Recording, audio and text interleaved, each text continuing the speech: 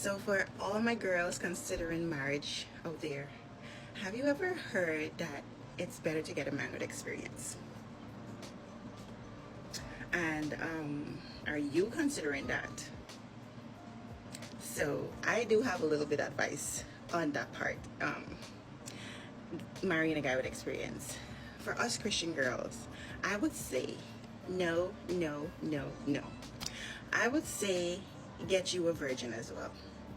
Just like I know that when I was growing up, the thing that I used to hear was that, what if you both are awkward and you both don't know what to do? It's not that big of a deal. Like, you're gonna figure things out. It's a give, it's a given. And so no, don't look for a guy with experience, because that experience literally means baggage. And that baggage means that they know what it feels like to lay with someone else. And you don't want that extra, you don't want that. If you can avoid it, please. Because I do know that people make choices that they, at a certain age, that they weren't well informed and stuff. I know people make mistakes and then they come into themselves. But if you can avoid, look for a guy that honors his body as a temple of the living God, just like you do. And I would say that it will prevent a lot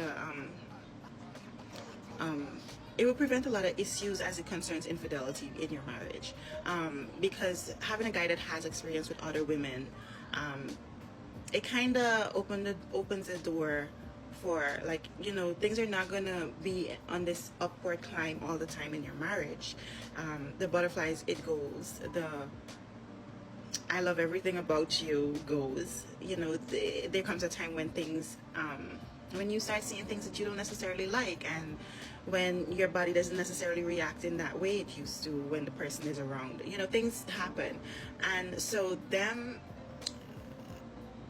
when you both saved yourself for marriage, you know the cost, the boundaries that you set up to be at that place you're at. And so to give your body to someone else, it's gonna be hard. It's like they would literally have to put a lot of thought into actually going and stepping out on the marriage. You understand? Because you have kept yourself so long, then to just give somebody randomly your body, it's gonna be, not saying that it's never happened, but I'm saying that it puts up a higher wall, if you know what I mean. Like, it would make them think more about whether they should give themselves up to some random chick.